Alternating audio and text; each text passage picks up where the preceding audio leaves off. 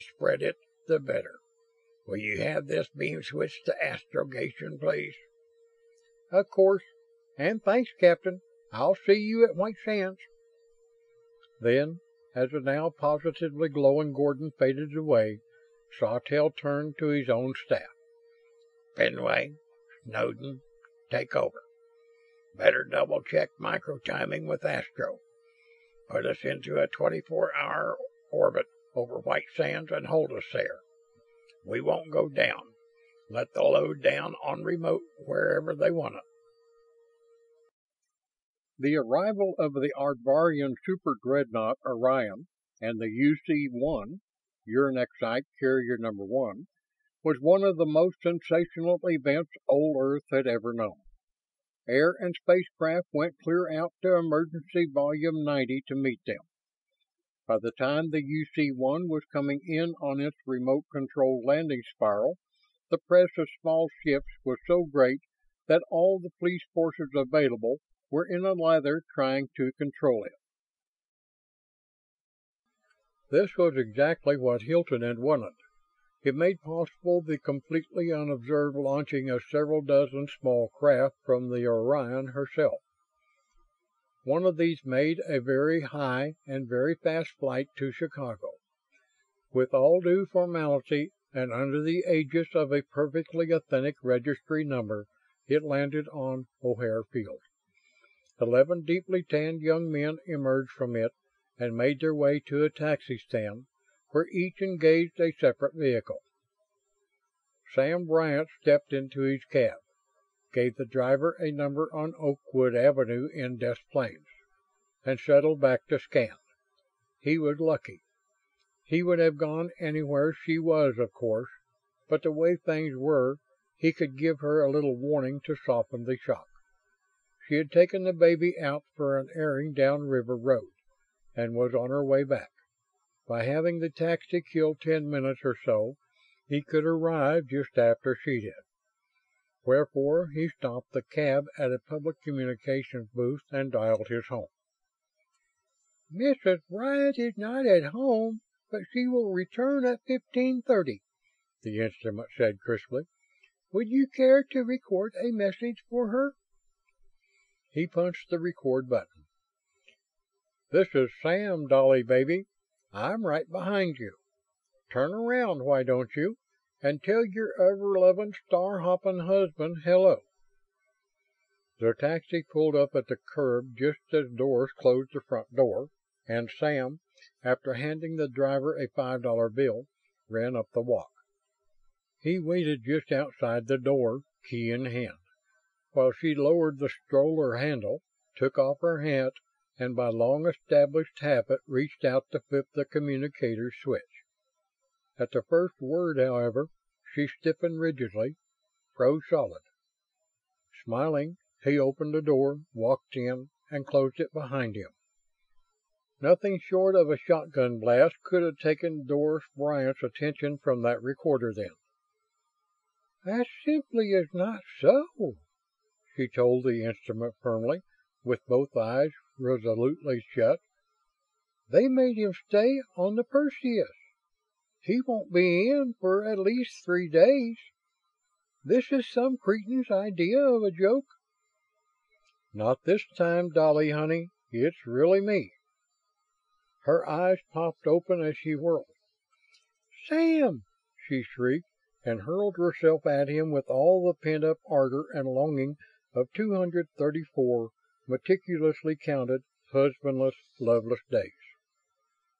After an unknown length of time, Sam tipped her face up by the chin, nodded at the stroller, and said, "How about introducing me to the little stranger?"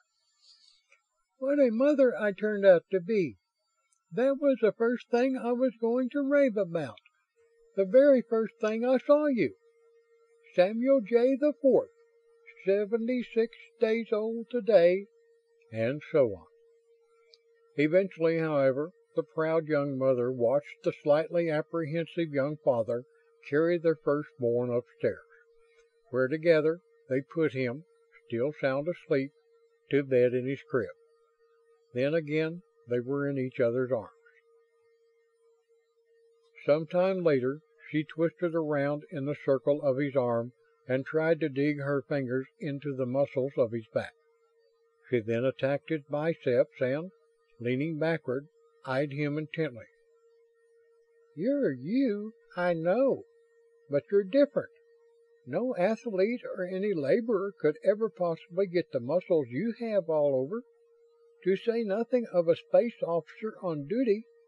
And I know it isn't any kind of a disease.